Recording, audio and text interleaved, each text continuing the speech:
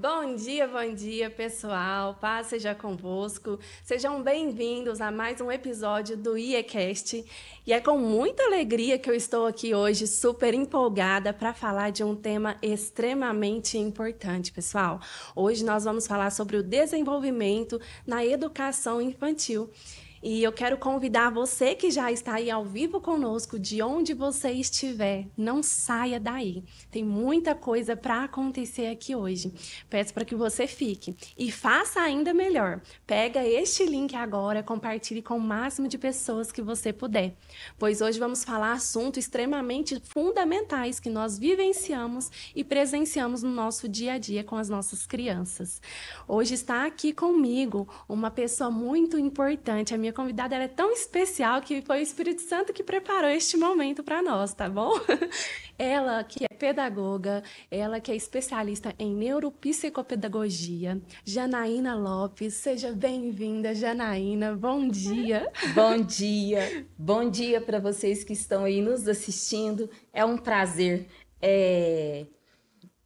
e uma satisfação muito grande estar aqui participando deste momento e poder contribuir um pouquinho com vocês que estão aí, né, na formação das nossas crianças, dos filhos, que eu falo que também sou mãe, sou vovó, então essa participação aqui para mim é muito especial e já te agradeço, Rayana, por esse convite aqui tão importante e significativo para mim e espero que seja para todos nós que estamos aqui. Amém. Em nome de Amém. Jesus vai ser sim, pessoal. Janaína, hoje de manhã no pré-culto, nós trouxemos uma cena, não sei se vocês que estão chegando aqui agora não acompanhou, depois nós queremos publicar no canal, tá bom? Uma cena de uma mãe com uma filha. Veio aqui a Joyce, nós apresentamos 3 cenas aqui. Uma cena que é da criança mexendo no celular e a mãe também estava mexendo no celular, né? E a mãe pediu para a criança ir tomar banho e a criança falou: "Não, mãe, eu não quero, estou jogando". A mãe falou pela segunda vez, pedindo para ela ir tomar banho, mas a mãe mexendo no celular. E a criança falou: "Não, mãe, eu não quero". A mãe precisou gritar com a criança pedindo. E mesmo assim não resolveu. Então, no terceiro momento, né, a mãe levantou e pediu educadamente, largou o celular de lado para a criança para que ela fosse tomar o seu banho, né? Então, assim, por que a gente trouxe essa cena? Porque eu vejo que nós temos hoje, atualmente, muita dificuldade, né, Janaína, em lidar com as crianças. São um comportamento cada vez que vai se tornando mais difícil. São muitos momentos que nós vivenciamos. Não sou eu, Rayana, eu presencio outros pais, não somente pai e mãe, mas tio, vó, professores na sala Ei, de aula, né?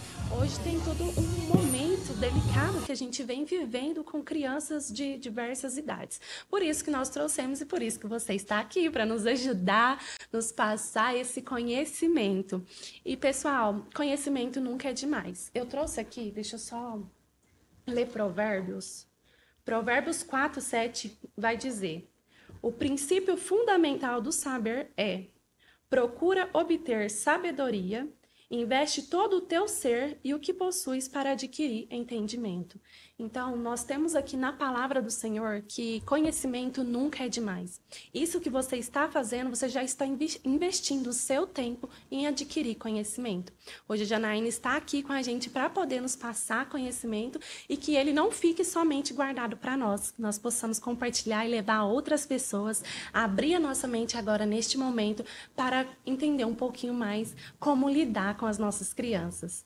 Amém? Então, Janaína, eu quero até te perguntar aqui agora, para a gente começar o nosso bate-papo. Como é lidar com essa dificuldade que nós temos com as nossas crianças? Como impor essa autoridade, esse respeito no momento de ensinar?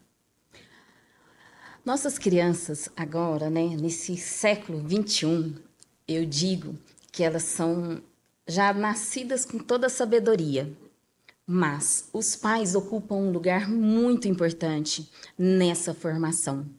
Então, eu digo que precisamos nos preocupar com as nossas atitudes, a forma como nos colocamos presente à criança. Então, precisa se cuidar da formação dos pais para que ele consiga ser um bom exemplo. Não digo que seja perfeito, perfeito ninguém o é. E diante eu falo de Deus, né? Todos nós somos na nossa perfeição, que é aquilo que nós podemos oferecer aos nossos filhos. Mas o que é importante? É você. A educação positiva, ela coloca que você tem alguns princípios, que são 3: a do respeito, o do se olhar, da empatia com o outro e com a criança também, com o seu filho também, e o do amor. E esses 3 princípios, eles são fundamentais na formação e na educação das crianças. Então, na educação positiva, nesses 3 pilares, quando eu vou me dirigir à criança, ou quando eu vou lidar com situações de conflito, como essa que você colocou, Rayana, quanto ao uso, né, do celular, é preciso que você tenha esse olhar e essa calma para consigo mesmo. Depois, essa empatia de se colocar no lugar da criança que está usando esse celular e a palavra feita com amor. Primeiro, você olha para si. Quanto tempo de uso nesse celular? Eu estou exigindo algo que eu faço? É isso aí, a gente precisa preocupar não com o que a criança está escutando, mas com o que ela está vendo. Porque hoje são Você exemplo, é o né? exemplo. Todos nós somos educadores, profissionais, pais ou aqueles que cuidam das crianças, né? Às vezes é um padrinho, é uma avó, que hoje o contexto familiar está muito diversificado. Então, o próprio guia da Sociedade da Pediatria, ela faz uma orientação sobre esse uso da tecnologia, que, na verdade, é uma formação tanto para os pais quanto para a criança. As crianças até os 2 anos de idade, ela não deve ter contato nenhum, nem de forma passiva, com o uso do celular. A partir dos 2 anos até os 5, 6 anos de idade, o guia pediatria orienta que pode ser apenas 1 hora por dia de forma assistida.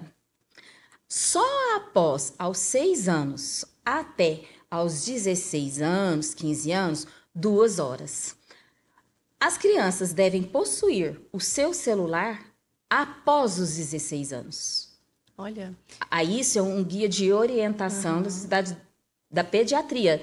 Não, assim, a gente segue uma orientação por quê? Porque fundamenta toda a nossa prática de forma cientificamente, porque isso traz sequelas gravíssimas para o desenvolvimento infantil e que será futuramente um adulto que vai estar aí em sociedade, desenvolvendo vários papéis em exercício aí, na formação, em contato com outras pessoas, né? E a gente cai no automático, né? Não sabemos disso, não temos esse conhecimento e também muitas das vezes não paramos para nos perguntar, será que faz mal eu entregar esse celular para minha criança? Hoje em dia, você vê os pais querendo que a criança não dê trabalho, ou ela ficar quietinha ali, deixa ela ver um desenho, achando que isso é bom, que é acalmar a criança e tirar daquele momento de não ter que danar. Mas é totalmente errado, né? Muito porque o cérebro se torna passivo.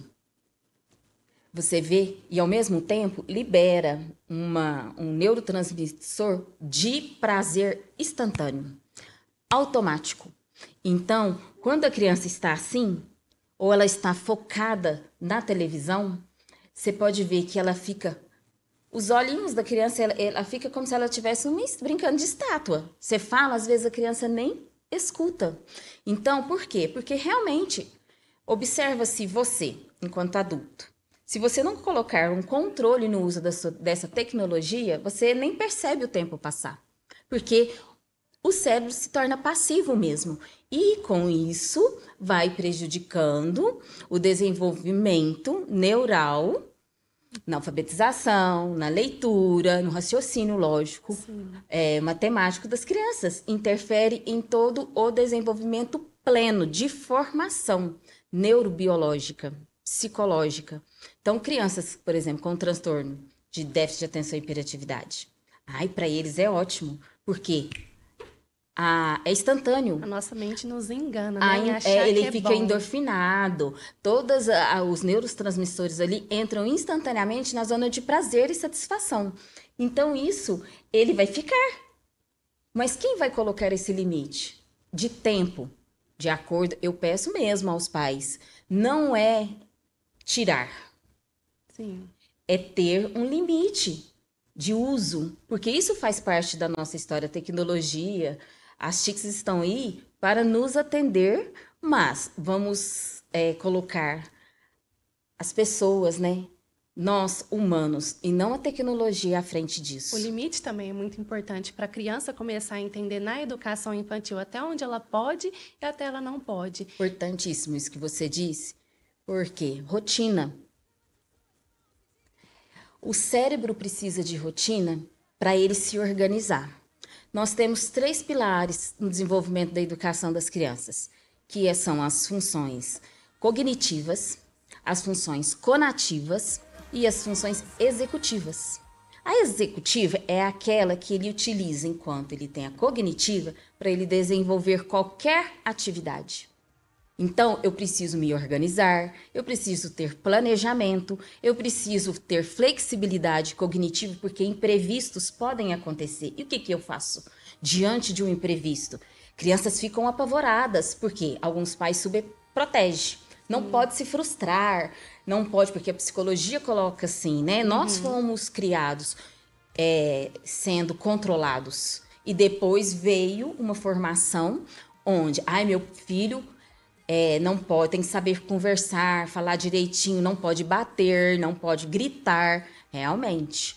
Mas esse trabalho de formação, ele precisa ser apresentado e oportunizado desde a infância. Então, ele precisa aprender a organizar, às vezes, a sua lancheira, o seu material escolar, contribuir, participar no dia a dia em casa com pequenas ações, fazendo ele ter autonomia da sua própria vida, né? Levando ele, conduzindo ele para o mundo, preparando ele para a vida em sociedade. Isso já contribui até mesmo para ele largar um pouco o celular, ensinando ele a fazer as atividades de casa, né, Janaína? Exatamente. Me corrija se eu estiver errada, mas ensinar ele, assim, o que eu tenho que fazer dentro de casa. Se meu filho também puder fazer um pouco do que eu faço, ensinar, olha, você pega isso tem que ficar no lugar. Isso. Já faz com que ele não fique querendo só estar no celular, mas com que ele comece a ter mais proatividade, né? Isso, e quando ele tem essa rotina e essa participação,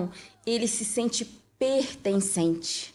E se sentir pertencente da família... Nossas crianças hoje são muito criativas, elas querem exercer essa autonomia. Elas têm mais vontade que nós mesmos, né? Exatamente. As experiências do campo da aprendizagem na educação infantil, elas fortalecem isso, esse pertencimento, essa autonomia e a autoestima. E o tanto que é gostoso, né? Ver a criança fazendo, você fica até admirando. Gente, como que pode? O importante nessa rotina também, Rayana, e vocês que estão aí nos assistindo, conversar e construir junto essa rotina com o seu filho.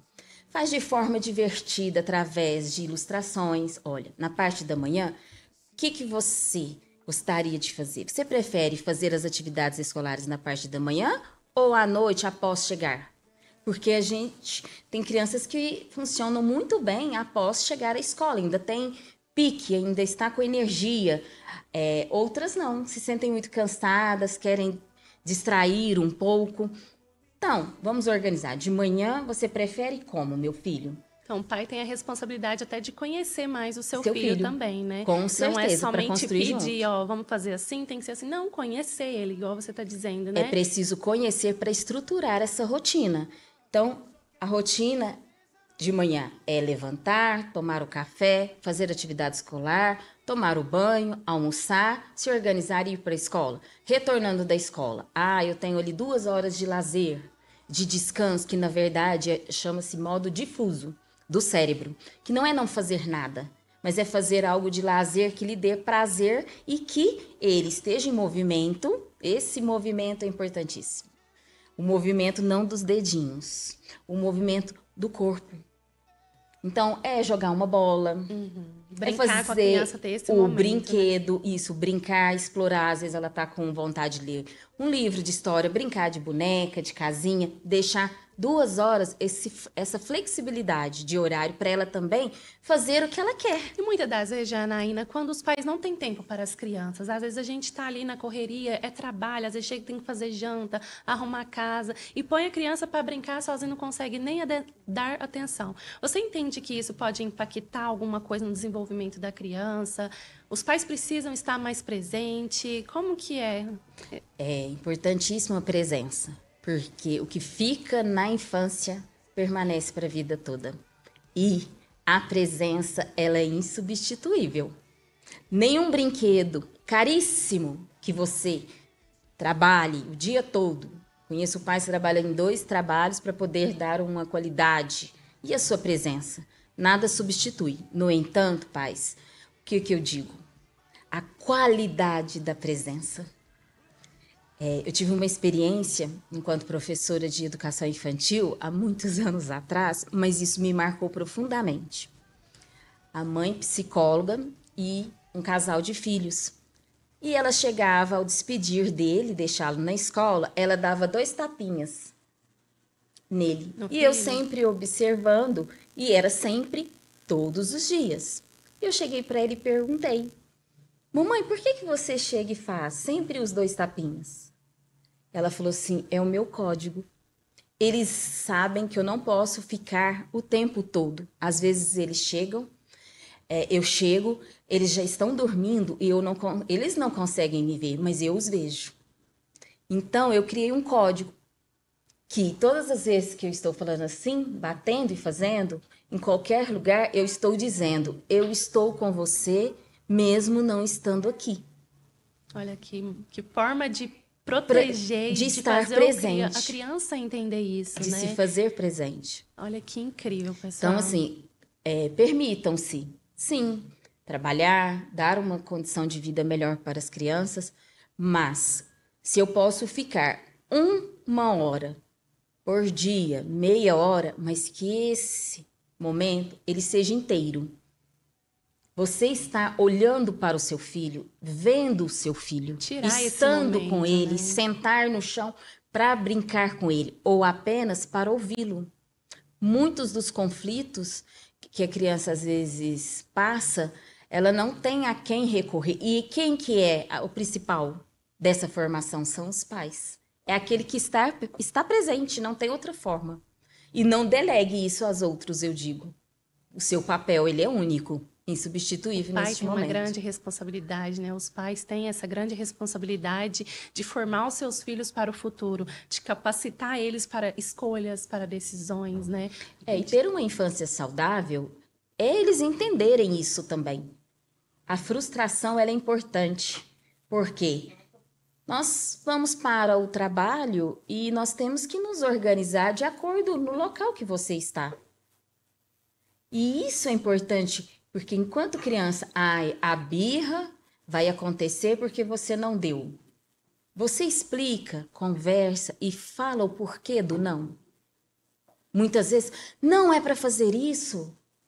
Mas o porquê, ele quer entender.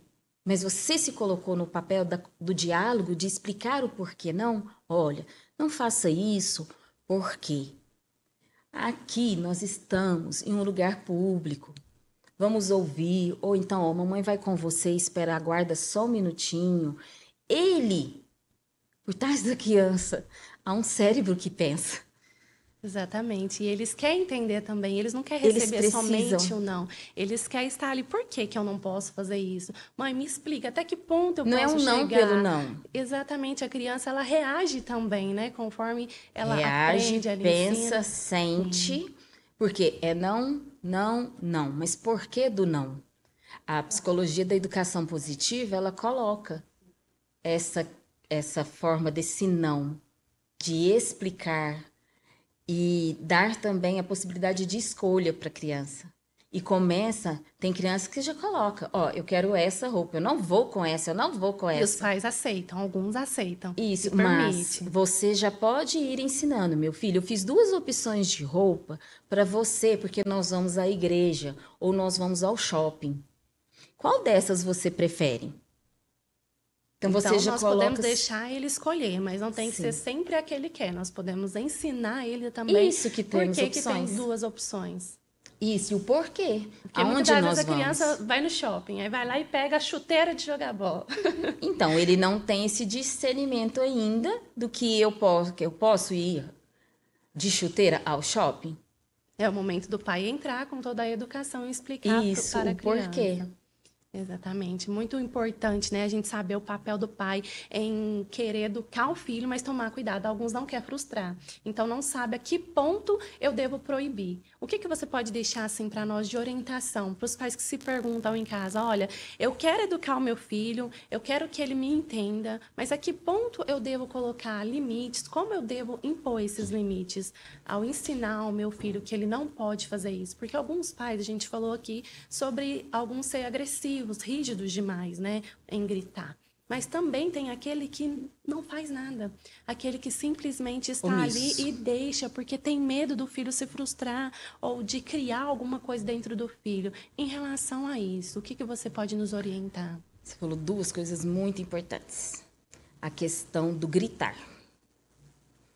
O cérebro, quando ele está numa situação em que há gritos, ou porque é uma forma de violência verbal, quando você grita. E eu costumo dizer, quando você grita é porque os corações estão longe. Não há amor, né? Tá gritando, Tá gritando, tem algo ofendendo em você, adulto, que está fora do seu controle. Então, primeira coisa, acalme-se. Por quê?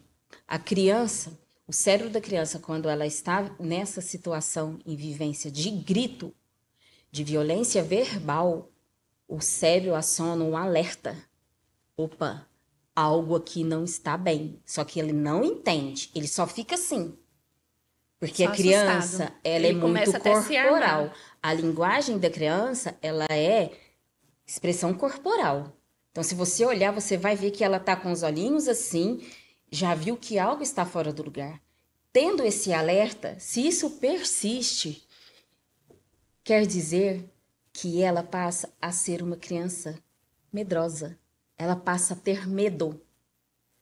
Algo aciona na zona do cérebro mesmo dela. Olha, alerta, alerta, alerta. E isso leva para a vida Medo, adulta. receio. Sim, fica uma criança insegura. Então, eu conheço relato de pais que falam, na situação que chega do meu limite, que eu preciso atuar com meu filho, se eu estou fora do controle, ela foge. O que é fugir? Deixa eu Eu ia explicar. perguntar. Tá? O fugir mesmo é, às vezes, buscar a sua calma. Um copo de água. Vá beber água. Não fale com seu filho agora. Não é o momento, porque você não está bem para falar. Tem que se reconhecer nessa humildade de saber que eu agora não estou em condições de falar com o meu filho Porque de uma acontece dos forma pais também, né? saudável. Estar nesse momento Temos de que teve um limites. problema no trabalho, ou acabou de Exatamente. acontecer alguma coisa que não esperava. Ele E a criança também tá não ali está querendo bem. te ouvir. E aí, então, é o momento de você saber, filho, agora eu não consigo falar com Depois você. eu falo com você. Vai, bebe água, vai ao banheiro. Não estou com vontade de fazer nenhuma necessidade fisiológica, mas entra no banheiro, lava o rosto, busca-se de estratégias para você mesmo ter a calma para depois conversar com seu filho. Porque você é o exemplo. Você reflete tudo aquilo no seu filho. Sim. Você é a imagem também, né? Do seu Exatamente. filho. É tudo aquilo que você está fazendo ali no momento. Se você está mantendo a calma, seu filho vai falar com calma com você. E se você gritar, pode ser que ele fique com mais raiva ainda e queira falar ainda mais Aí alto. você vira e fala, não grita, fala baixo com seu filho, E pedindo quando para que você ele tá sente que gritando? você coloca-se no papel do grito. E a gente tende, somos humanos, mas você, Infelizmente, enquanto a gente adulto, tem- precisamos ter essa autorregulação, que é uma função executiva dos pais, que se reporta às crianças. Os pais que conversam baixo, as crianças por si, você pode ver, elas falam baixo. Baixo. verdade. As crianças, os pais, tom de voz mais alto, elas também têm, mas é diferente. O grito, o gritar é o que eu digo.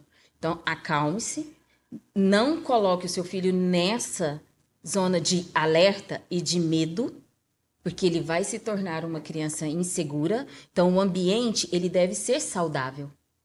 E o saudável passa pelos pais. Então, o que eu digo? O saudável: sono, alimentação, ambiência familiar. Porque é ali que se consolida. A primeira escola da vida é a da casa. Então, até esse preparo tem que ter. Tudo Sim. organizado para a criança começar a evoluir de dentro para Pra fora. É de formação. Porque a ambiência interfere.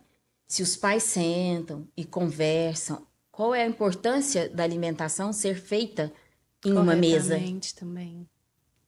Hoje os pais ou as crianças estão lá na televisão e comendo ao mesmo tempo. Talvez muita conversa, muitas coisas são esclarecidas em um café da manhã, Onde a criança... em um almoço de domingo.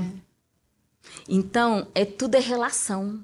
Relação afetiva que vai sendo construída ao longo da vida. Chama também tempo de qualidade. Você ter o tempo de qualidade com o seu filho, o momento do café, do almoço, da janta, trazer ele para perto, fazer ele se sentir especial nesse momento, né? Com que ele possa ali contar as coisas do dia a dia. Às vezes você não vai ter nem o tempo de parar, vamos sentar aqui, meu filho, deixa eu ver como foi o seu dia hoje. Pode ser que você não tenha esse momento, mas é um momento, às vezes, na hora da mesa ali, um momento que vocês estão tomando café, você aproveitar a oportunidade que você não está no trabalho, não está arrumando casa, né?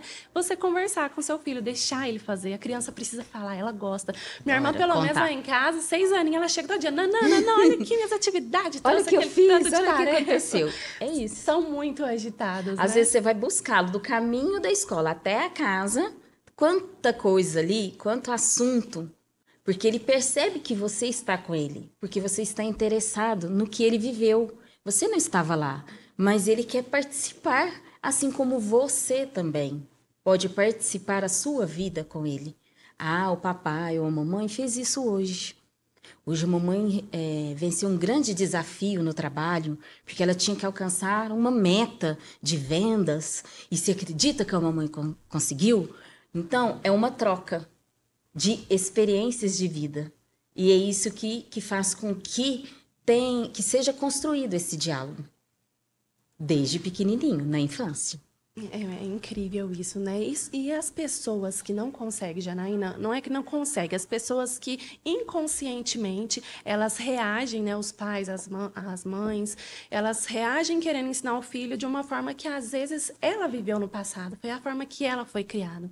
Às vezes, o pai dessa pessoa lá no passado, quem educou ela, agiu de forma ríspida e ela carrega isso consigo e vai trazendo o antes para o agora.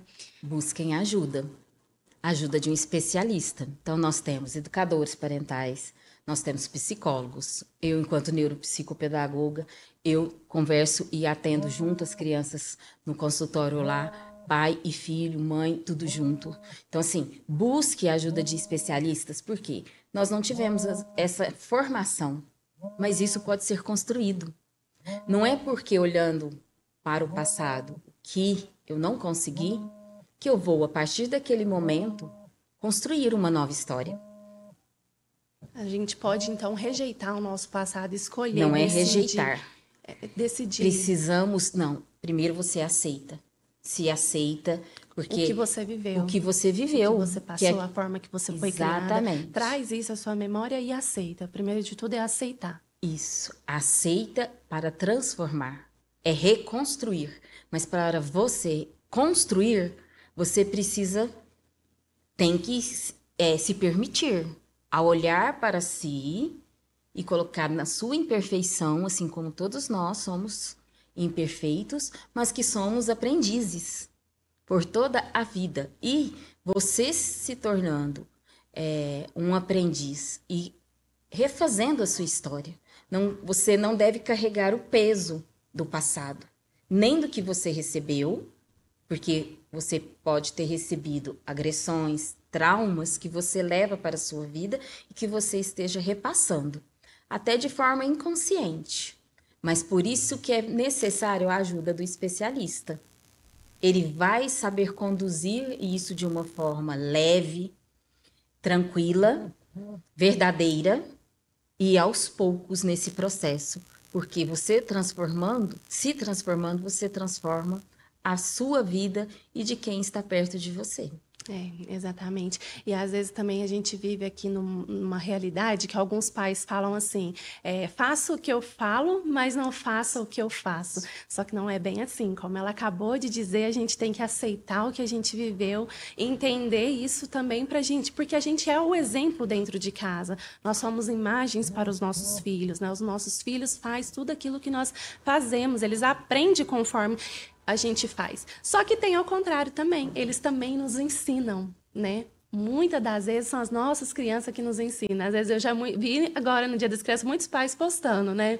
Eu tô aqui para te ensinar, mas sou eu quem estou aprendendo com a minha criança.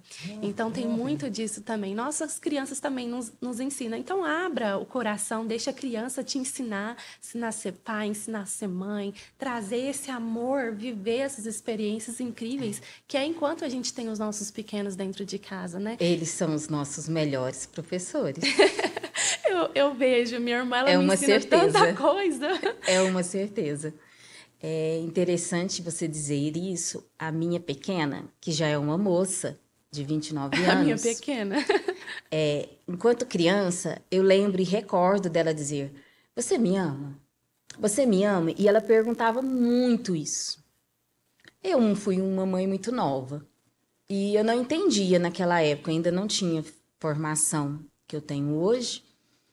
Mas a minha neta, filha dela, veio da mesma forma, perguntando para ela: "Você me ama? Você me ama?" Aí a minha filha falou assim, pensou sabiamente, bem intuitiva, ela disse: "Por que será que a Lavínia está me perguntando? Você me ama? Você me ama?" Eu falei: "Minha filha, você perguntava." E aí, o que sabiamente ela fez?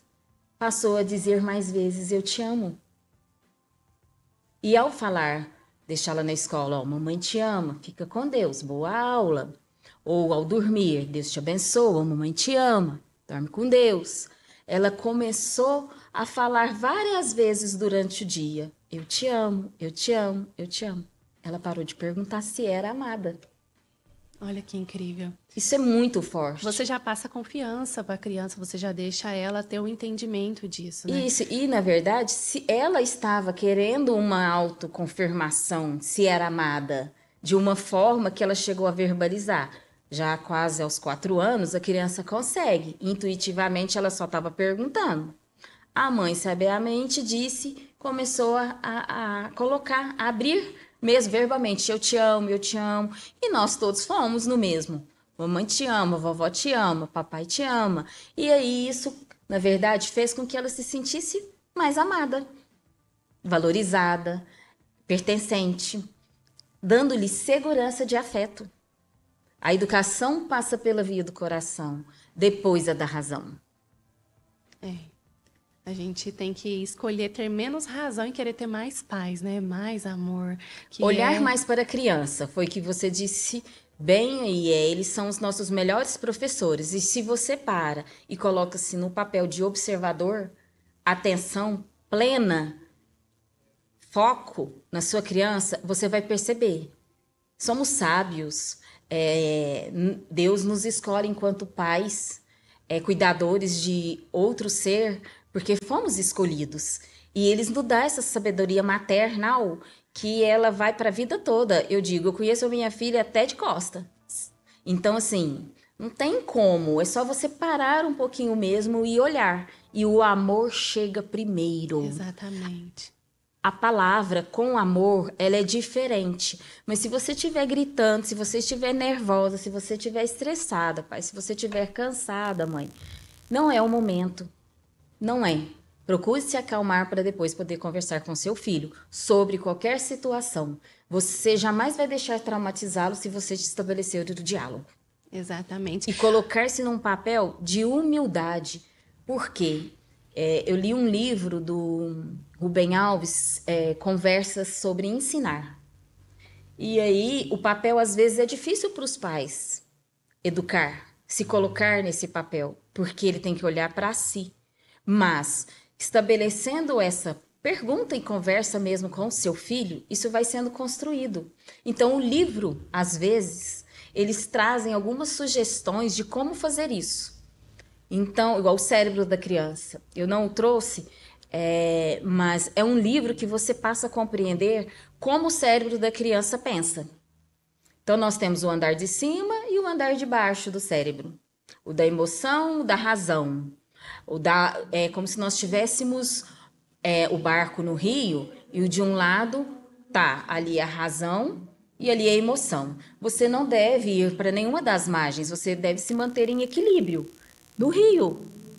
O barco tem que estar ali no meio, porque você está atento ao rio, às margens do rio. E isso é andar de forma consciente. Nós não devemos brincar com as formações da criança. Exatamente, tem todo um estudo, né? Tem toda uma Cientificamente. preparação cientificamente. Janaína, infelizmente, nosso tempo foi muito curto, né? Tínhamos muito mais coisas para entregar aqui sobre essa área que é tão importante e fundamental, mas eu não quero limitar até o nosso bate-papo esse conhecimento. Eu quero pedir para você seguir a Janaína nas redes sociais. Ela atende, né?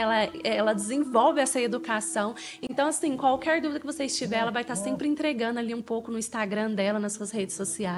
Procurar um especialista também sempre ajuda. A nossa igreja também está sempre de portas abertas para conversar, os nossos pastores aí para orientar também. Quero agradecer mais uma vez, Janaína, muito obrigada por aceitar esse convite que foi feito, preparado pelo Espírito Santo. Com certeza. Foi muito bom estar com você aqui, conhecer um pouco mais como é as nossas experiências com os nossos pequenos, né? Muito obrigada. E hoje é manhã de ceia, então eu preciso liberar vocês para o culto, porque assim como nós devemos educar nossas crianças, nós também devemos nos alimentar, o nosso corpo, a nossa alma, amém? E principalmente aqui, ó, o nosso espírito com o nosso pão e o sangue do Senhor que Ele nos entregou para nos purificar e nos relembrar e trazer Ele à memória todos os dias de nossas vidas. Então, pessoal, um bom culto para vocês, que Deus abençoe muito. Se você gostou aqui do nosso bate-papo, se ficou alguma dúvida, pode deixar nos comentários, o nosso time vai entrar em contato com você, amém? Que Deus abençoe vocês poderosamente, em nome de Jesus. Bom culto e até a próxima. Até a próxima.